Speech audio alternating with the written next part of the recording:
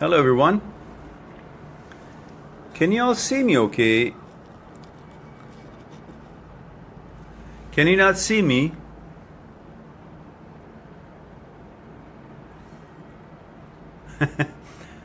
I wonder, I have some trouble with the pictures. It showed black and there was no picture.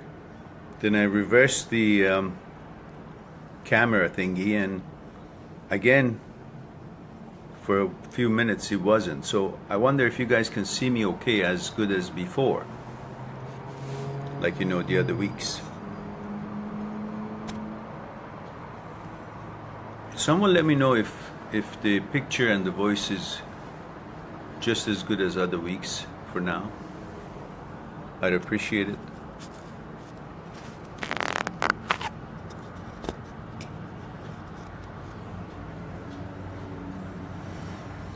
Prince, is the picture okay?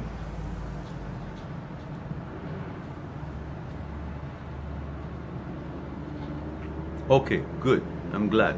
I wonder why. I think they changed the system a little bit this week, and it was not the same as before when I was going through organizing it.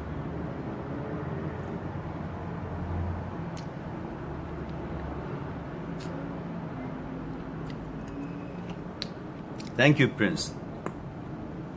Thank you very much. Yeah, the book signing was good. It was a nice experience. I was able to talk to many people, and some local people showed up, and it was nice. It was a nice experience. Thank you, Dennis. So I hope you had a good week. It's been 2 weeks since last time we talked. I had some things to do that I couldn't be with you guys last week, and also partly I slept late one of them and needed to sleep. So but there were some other schedules that I couldn't make it. So I hope you guys had a good weekend. It is now 2 weeks since we last we talked, and hope you have things to talk about now, or at least good things, if not just pondering questions stuff. So let's see who's got a question that we can start our 1 hour conversation together.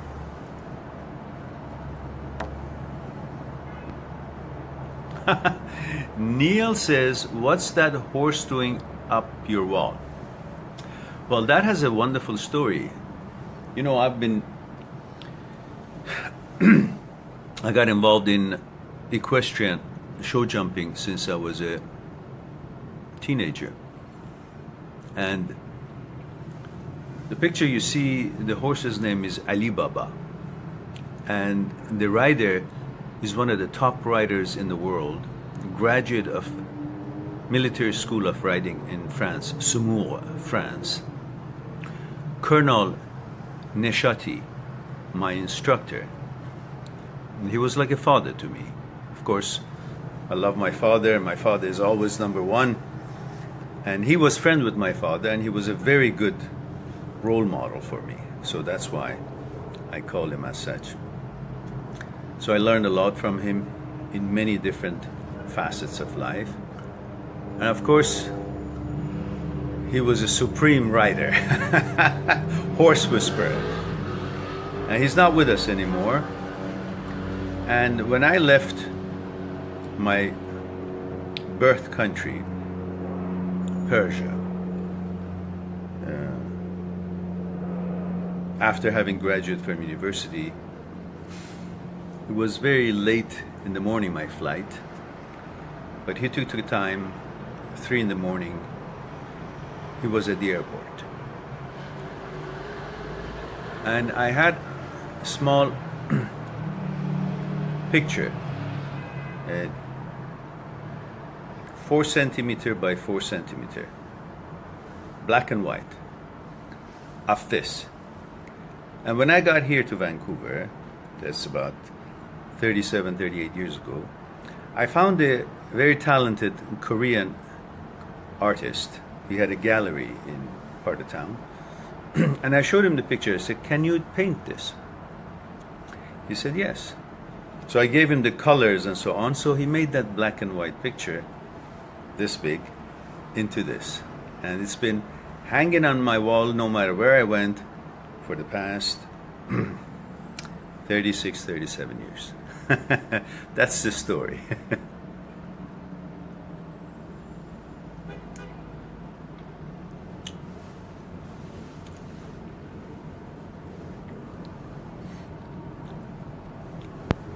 So, is that what you were asking for, Neil?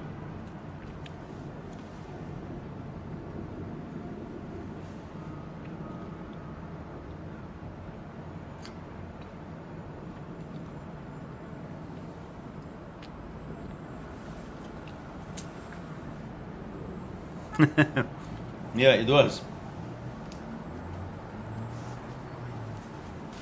I shortened the story, but we went to many competitions. He taught us perfect style of writings. We weren't allowed to use any spares or whips even. We were supposed to understand and communicate with the horse and learn what language to talk with the horse and to be a partner in competitions. I remember one of the competitions that he was very tough, probably toughest I've ever seen in anywhere in the world. And it was 1 o'clock in the morning. I happened to be one of the 64 riders, and I became the winner at that #1 horse jump. And after all that effort, it's just 4 different jump offs, he said, "Good horse," in front of everybody. And so his idea was that horse is the most important. The safety of rider and horse both are equally important. And he always made sure that everybody understand horse is special and should be appreciated. So everybody knew, and he knew, and I knew what he really meant. He was praising me, but at the same time, he says it in a way that it would compliment the horse as well. Very noble man, very strong, disciplined. Yeah, very good man, good role model. Now, let's see what we have here. Katie or Kati says, how can I best condition myself to just go with the flow of life and not force things to happen on what I think my life timeline should go? Well, whether you want it or not, you can't control anything in life. And you may think you are, but it only brings lots of anxiety for you. You just gotta do your best in the most appropriate way that you know of, considering consequences and opportunities and challenges and going about them in the right way. But why do you have to be going with the flow of life? Is very simple, because there is only that. There is only flow of life. If you want to ignore the flow of life, which means what is happening at this very moment, what is arising of the time that you're interacting with that moment in life, wherever you are, whatever you're doing, if you neglect that, then you're not really living. You're living in the death of the past. Because if you're not there with that very moment, with the flow of life, where are you? You're in your memories. And what is a memory? It's dead events in the past. So the life that you would be calling it life would be death of the past. So why should you be living your life in the death of the past? You should be living your life with the flow of life, with the moments, with what is arising, what you can participate in, become part of it, be part of that, what is happening at that very moment is life. Everything else is dead and non-existence. But in your thought, because you still remember whatever it was that is now non-existence, in your thoughts, the memories seems to be reality. But it's like saying when you watch a movie, that's a reality. Well, when they were making the movie, it was reality, actuality. But after that, it's just a movie. And if you call it reality and you actually model your life after that, it doesn't make sense, because that's not reality. It doesn't even exist. It was a story. It's gone. It's finished. Ready to make another one. They're making other movies. But you're still thinking this that is dead, bunch of pictures, is actuality of your life. Same thing with your memories. The memory is something that at one time was alive when it was being made. No longer is in existence. But you have the recording of it. And every time you want to go back and think that's an actuality and treat it that way, well, you're going to lose the actual theater, live theater that is happening, that more movies are being made out of. Don't miss that one.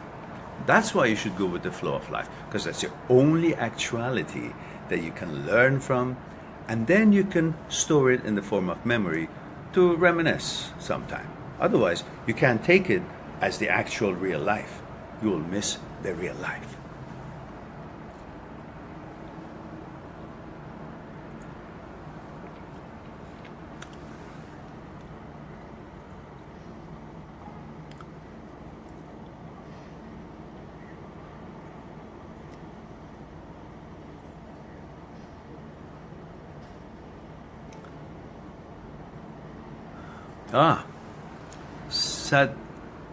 Sathana is asking, what am I drinking?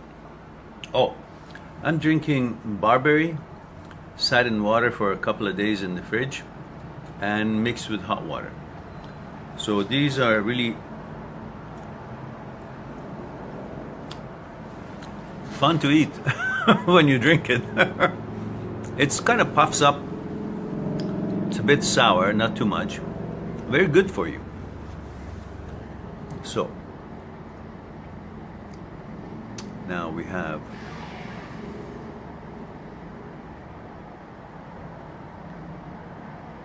respond to Katie.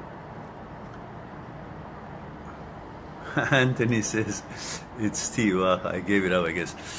Dawn says, good day, Dr. Mehran. Hey, Dawn. You know I'm not a doctor, so as long as you guys know it. You want to give me an honorary doctorate diploma? Thank you. But my education in university was not in medicine. So remember that. It's nice to see you too, Dawn. Thanks for being here.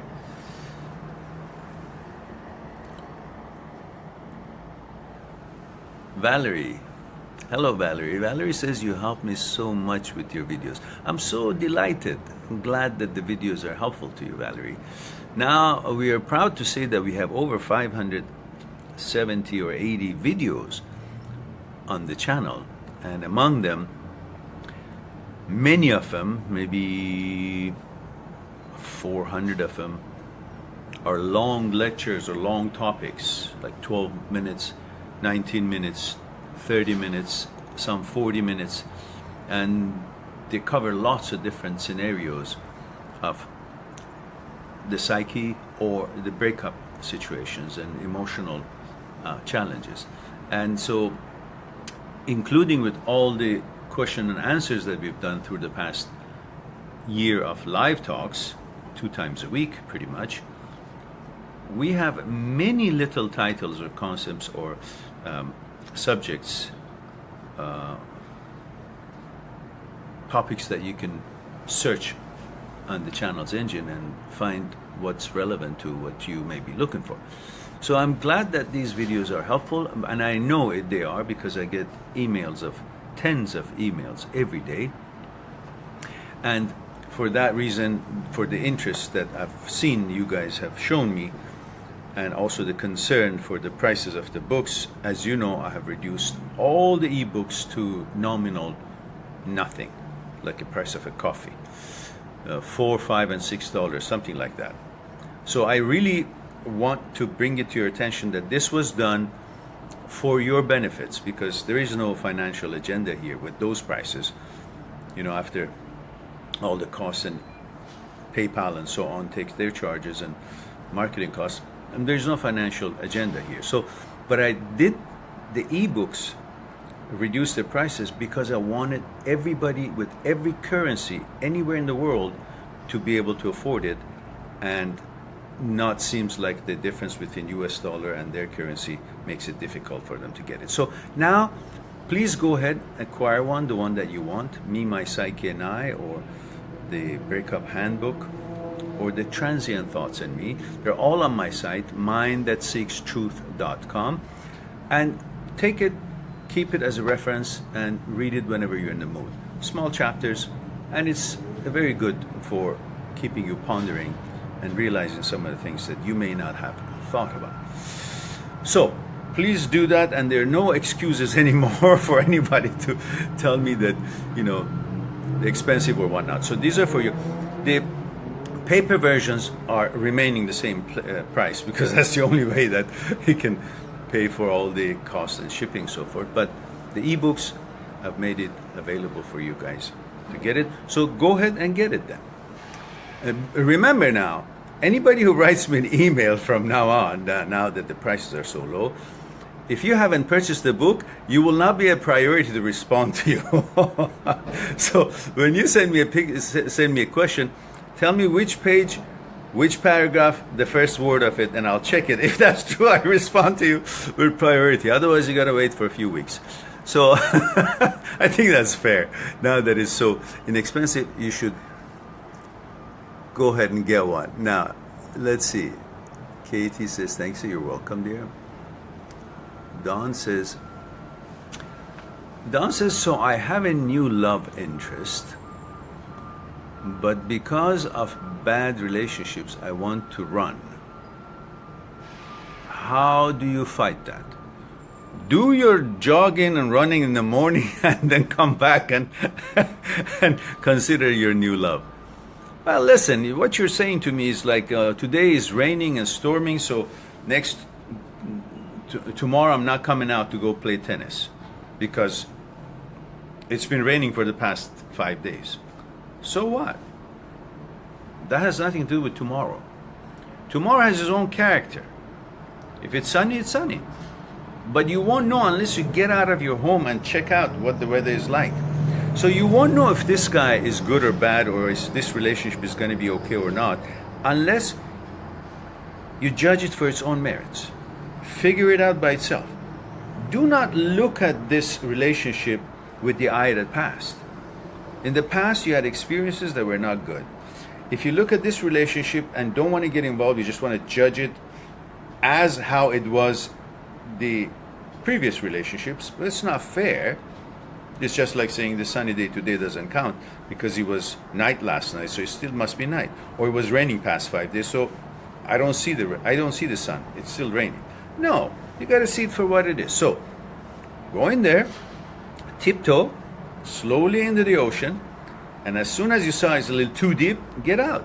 Simple. You don't have to be afraid of the ocean. You just have to be cautious.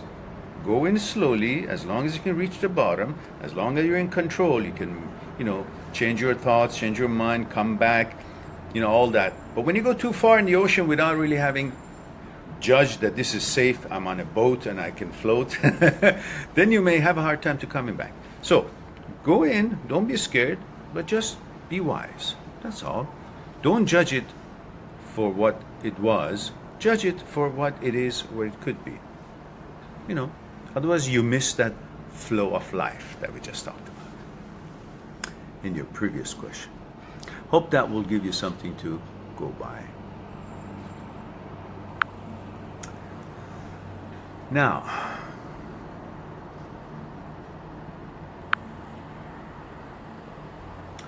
Mark, hello Mark. Mark says, well, the Divine Father returns. Thank you for the compliment, Mark. How are you, dear? So let's see. James. James, and thank you, Mehran, for your help today. My pleasure, James. Good to see you here. I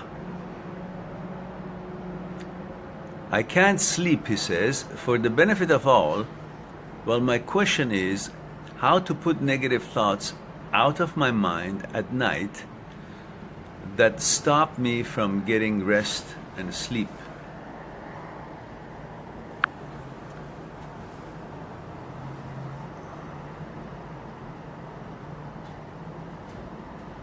these feelings flow back to me, especially at night, and feelings of guilt, ego, and remorse flood over me. I want to be able to simply get a good night's rest without relying on sleeping tablets or other substances. This is compounded by fear of the future. I have watched so many of your videos and know about trying to stay in the present moment, but it's always of the point of sleeping that I have difficulty.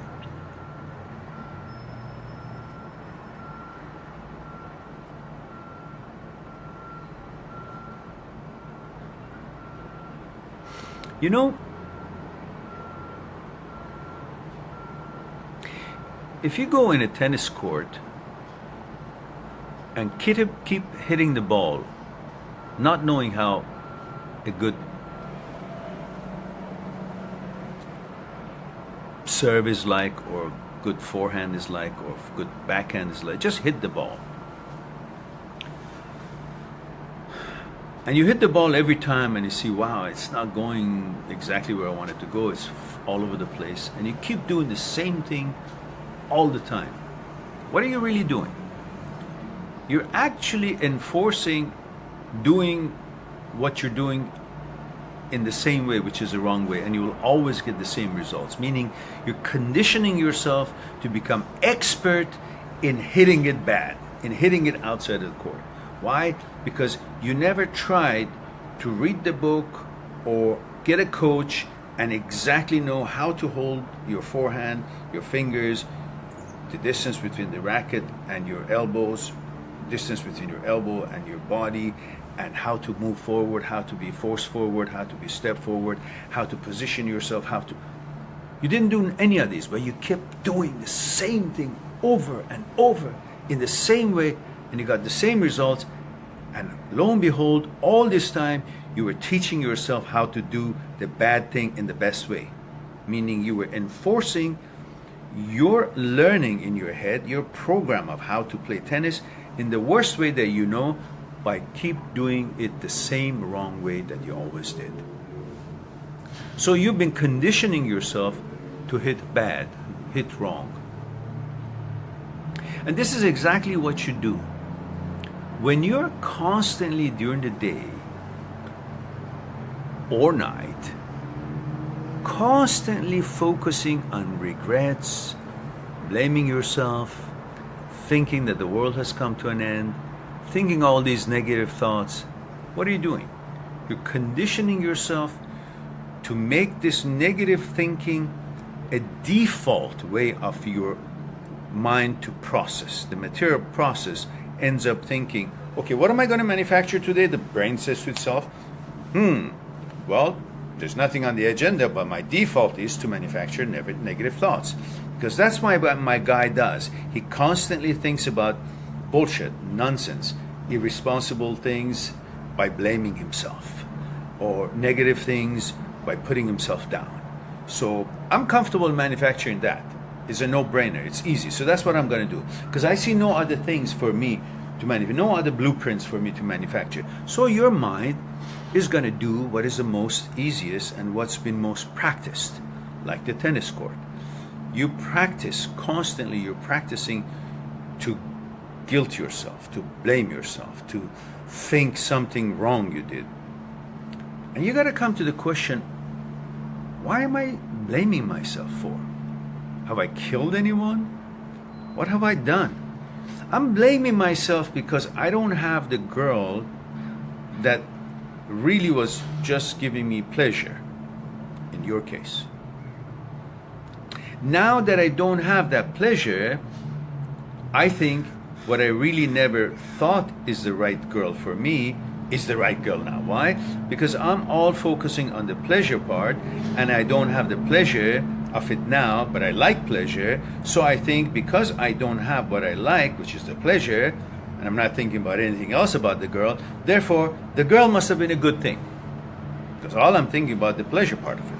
And I like pleasure. Who doesn't? And now that I don't have that pleasure, which is the same girl that I didn't think is the right girl for me. But now that I'm only focused on the pleasure part of it, and I don't have that, I think the girl was perfect in every way. And therefore, I'm going to blame myself for having lost something perfect. So first thing you got to do is to realize she was not perfect. She was not what you wanted. She was not something that you would choose out of a lineup. See, that's the one I want, because her mentality, her manners, her way of living, her, all the things compatible with us is perfect. You wouldn't have. But you did. Then you got conditioned by interaction with her to the point, but you still, while you were, in a relationship with her, you were not really doing everything that you could have done for a girl that you would have loved and be your first choice. Why is that? Because she wasn't compatible to you, and you knew it. Your inner thoughts knew it. Your intuition knew it. So you didn't really do your best as you could, because you thought she wasn't qualified enough for you to put out all that what you could for your favorite choice. So you did, naturally. But the pleasure part of it, the intimacy and all that, was good. Now that she's no longer there, you think only about the pleasure parts, and you're neglecting to remind yourself that you purposely didn't make the efforts that you now think you should have. If you would really believe that you should have, you would have.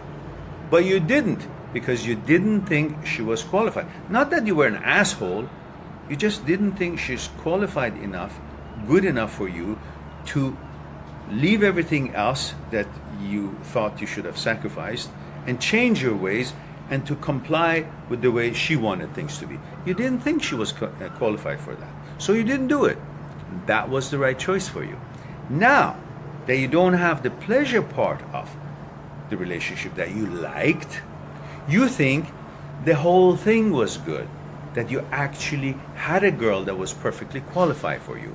And now you blame yourself to have lost a perfect match. It wasn't a perfect match. That's why you didn't behave perfectly. You did it the way it was suitable to you. Therefore, there is no guilt. What's the guilt for? You made the right decision when you made it. Now, there are some changes that you and I both know you want to make, and that's for your natural well-being, and that's good. But that doesn't have anything to do with you feeling guilt. But the fact that all day long you think about this, you're conditioning yourself to have a default view of this relationship memory as if you're guilty. So you're constantly conjuring up guilt feelings, and your memory is now being reinforced by all these guilt feelings. Your mind is getting the default programming of the task, the mandate of creating negative thoughts and continuing blaming. So you're actually playing the tennis in the wrong way, and you're conditioning yourself to continue that. First thing you got to realize is that there is no guilt because of what I just discussed.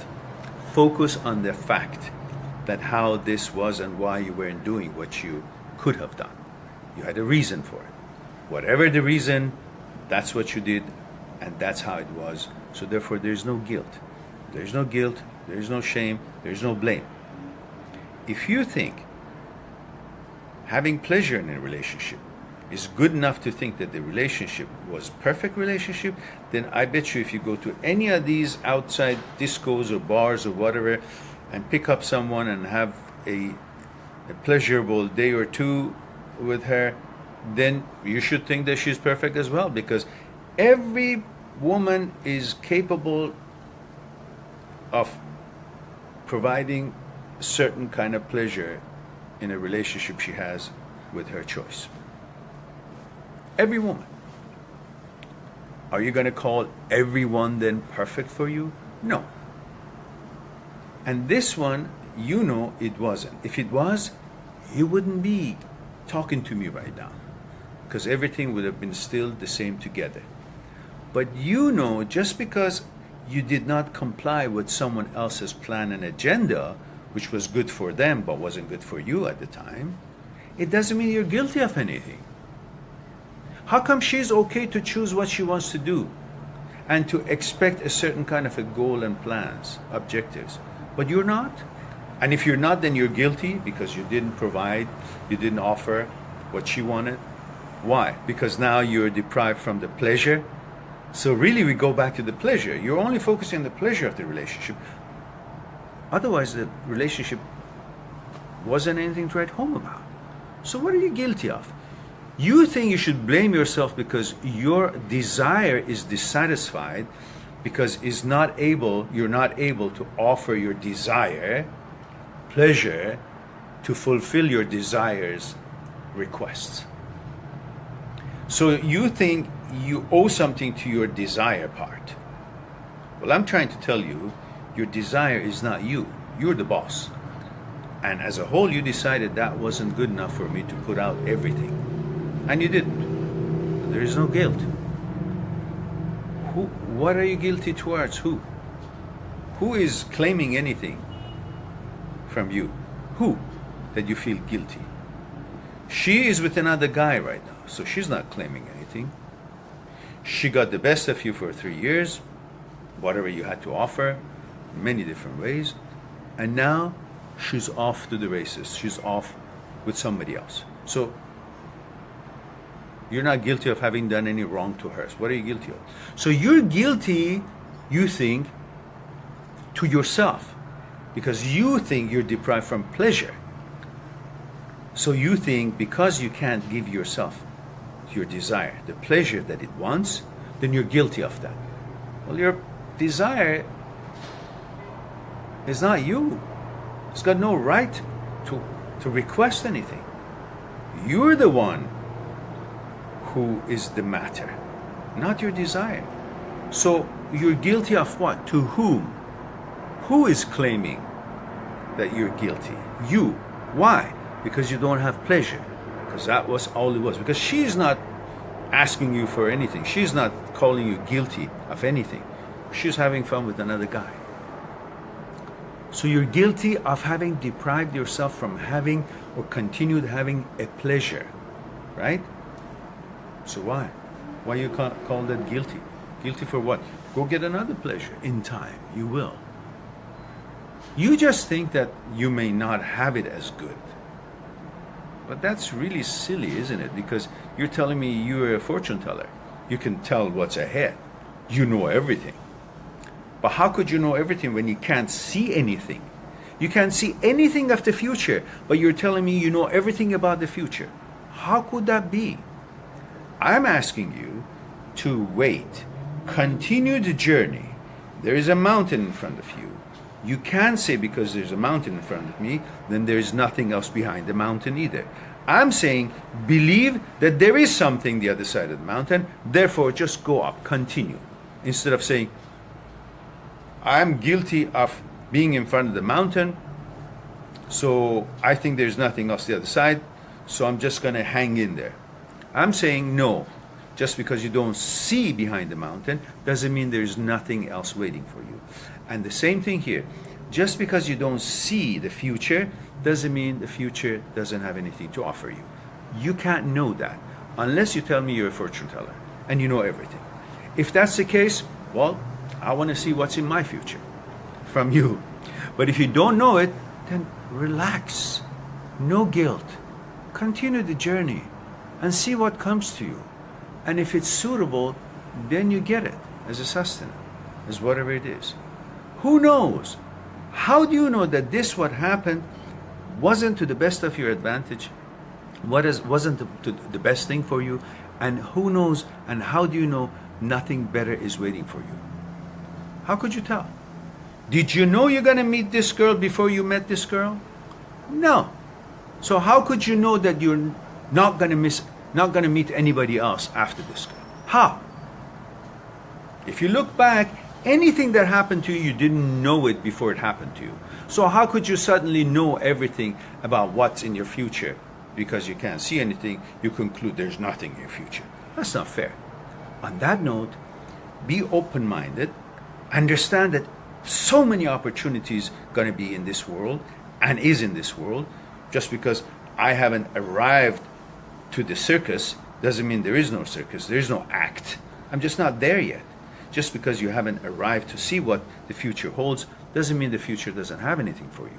So for now, on that note, just relax, have no guilt, and be happy that possibly wonderful things are awaiting you, and regardless if you see them or not. And on that note, sleep easy, rest your mind, don't worry, be happy.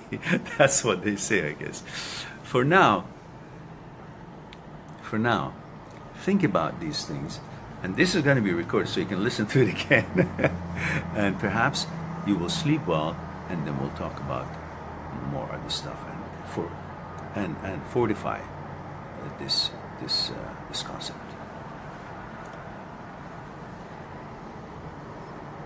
So don't forget that you gotta condition yourself for not thinking negative, not to condition yourself to continue thinking negatively. The more negative you think, the more it becomes a default of your mind thinking that way. The more you'll be hopeful and think about the things you got to do in this life, things that are awaiting you, and things that you don't know and could be wonderful waiting for you.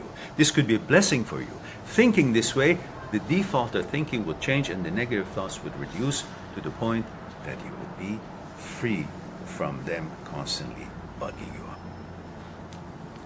Talk to you soon. Anthony says,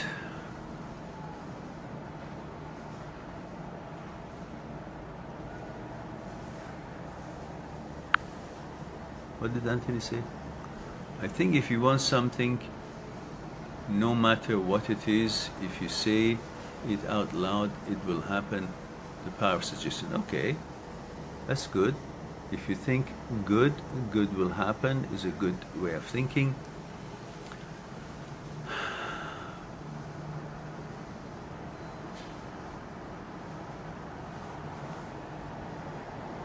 All right.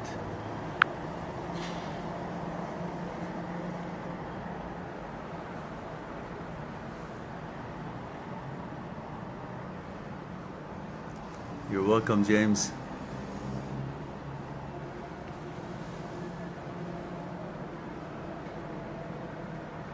Julia says meditation or medication.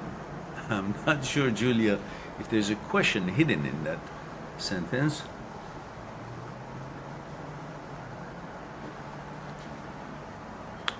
Now, have we caught up with all the questions?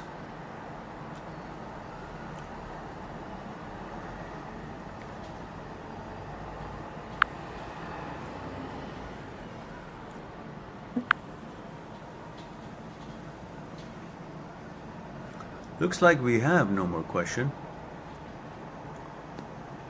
So at this point, let's see what time is it.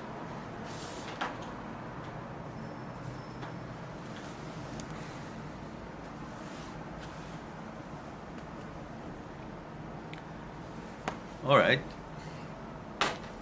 We still have 20 minutes, so fire up, guys.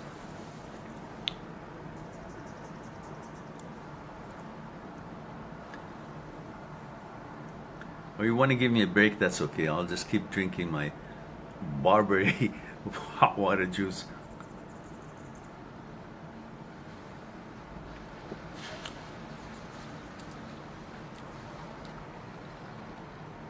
What a nice sunny day here in Vancouver today. Not too hot, not too cold. You know, I'll be sitting here, guys, as long as you want and say nothing, just enjoy the weather. Unless you guys come up with a question, there's nothing else for me. You know, we've been having these talks for the past year.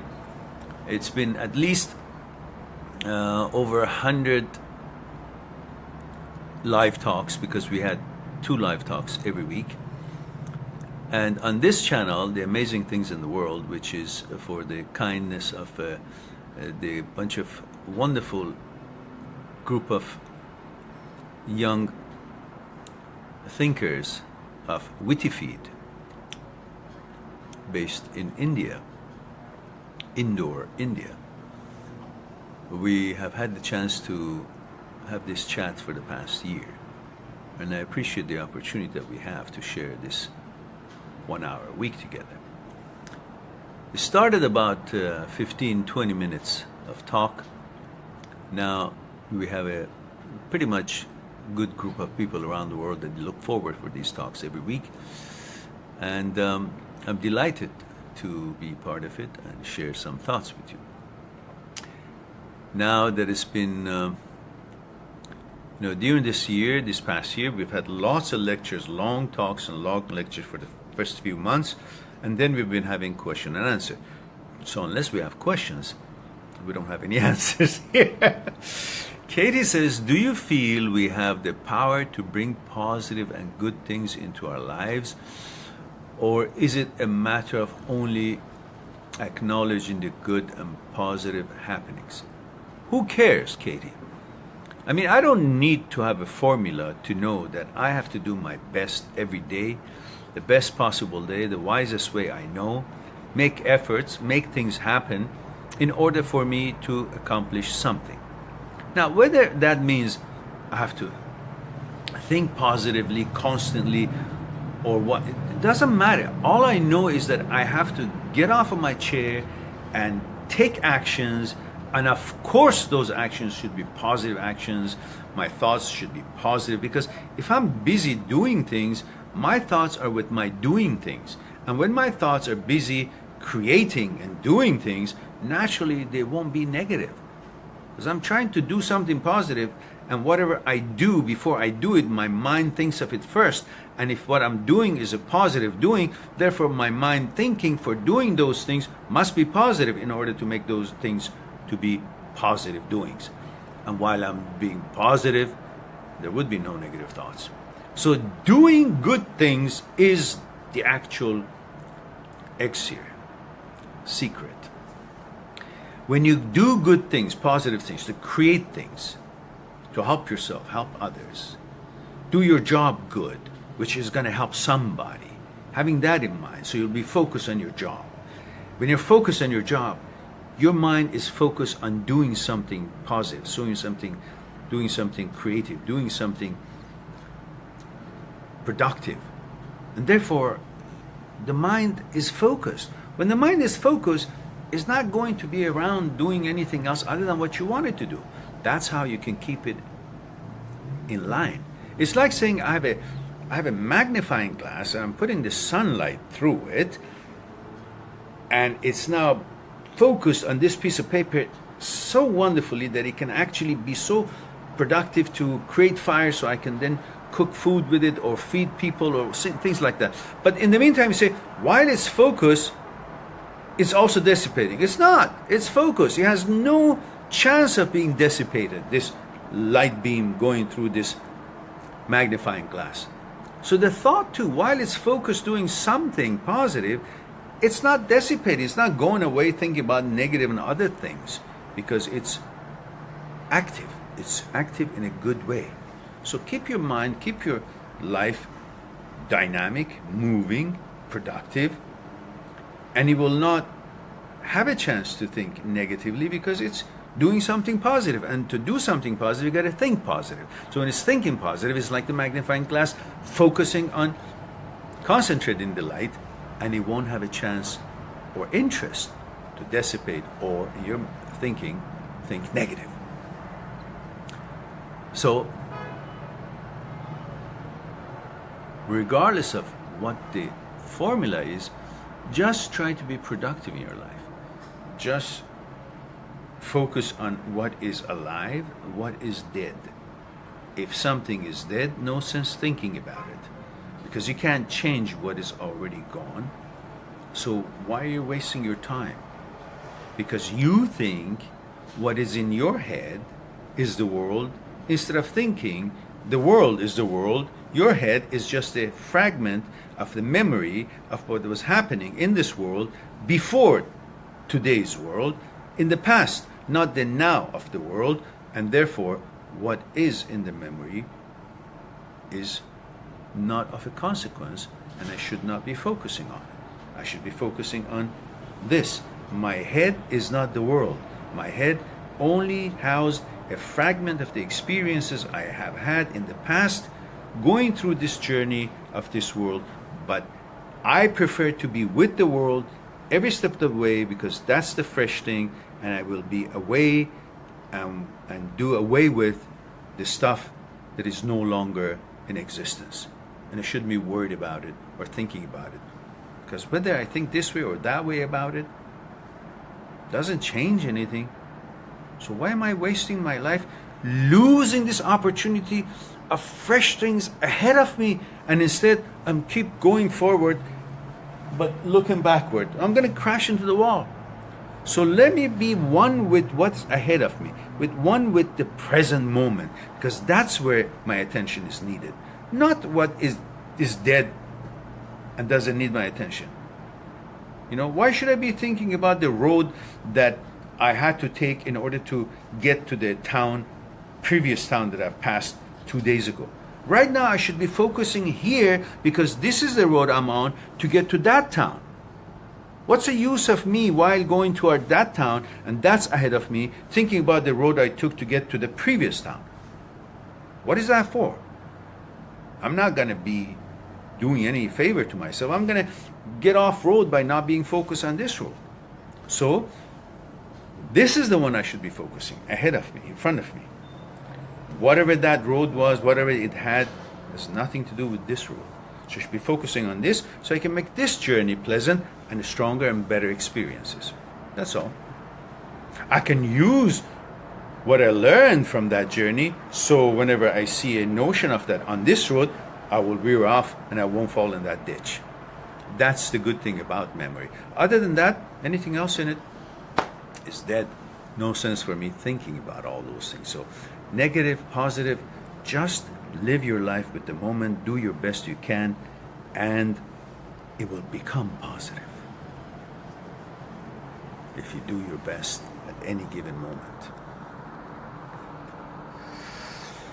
I hope that was something for you to think about, Katie.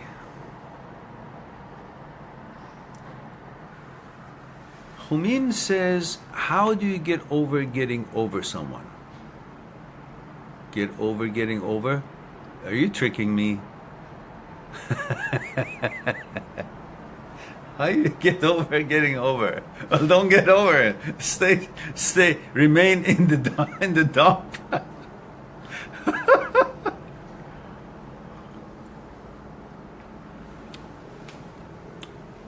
Well, to know how to get over somebody, rely on what I just said. Over somebody means it's over. When it's over, no sense of really thinking about it. Focus on what you want to achieve, not what's over. It's over, I don't care. It's over. It's sunny today. What do I care it was raining? Do any of you remember 5 days ago it was raining, now that it's sunny? You don't care. You're going to adjust your life and your things to do today based on how the weather is. If it was raining, then you would put umbrella or put, your overcoat or umbrella or whatever it is.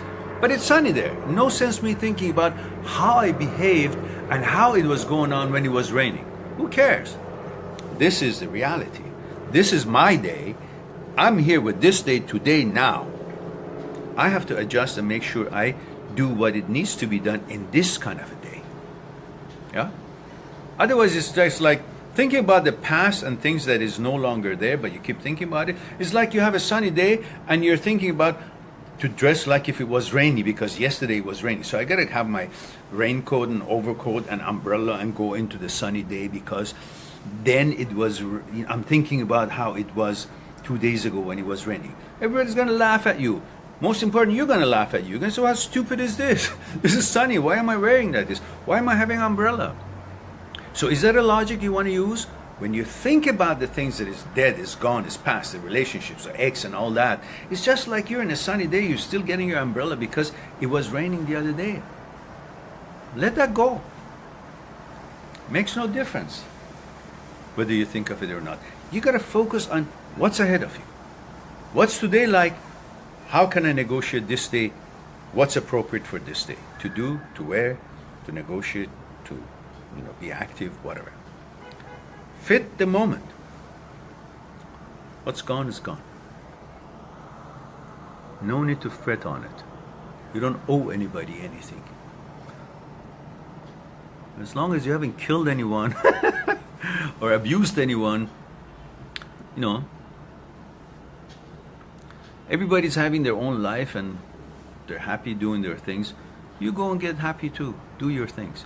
Build yourself. Make something better than this. If you see something was wrong with you or something you want to do different, do it now. These are your chances. Make changes. This is what life is all about. We go through things. We are not Aristotle, so always make the right choices. Well, we learn from the stupidities or the mistakes or what we think is a mistake now, but then we didn't think it's a mistake, which probably then was right. It's not a mistake. By the hindsight, oh, that was a mistake. Sometimes, yes, we make mistakes and we don't realize, and later on we realize. But in relationships, everything that went on in relationships, other than, physically hitting each other or, mentally abusing each other, it was right. Anything that went on in your relationships, other than these things that I mentioned, it was the way it should have been, because that's how you felt is the most logical thing for you at the time. And you acted on that way. Then later on, there is no guilt. Go on. Challenge your day, your new day. See how you can negotiate this day. That's the reality. Don't live in the past. There is no past. Past is dead. So you want to live somewhere that is dead? What good is that? Live somewhere that's still going, it's alive. You can be part of it. You can make changes. Don't be part of something you cannot make changes into it. And past is that place. Today, now, is a place you can modify things. You can have a say in it. You can make things dance, change to better, create things. Everything is created with you at the now. So, let's see what else we have. Princess, is it better to look back in the past from time to time, though to navigate your present and future better? Well, we just talked about it. To learn from the past and all that, so forth. Katie says, thank you. Yes, definitely. Okay, good. All right, guys. Looks like we've done a good job today. We had a bunch of questions and we enjoyed ourselves. Prince, my timekeeper, what time do we have?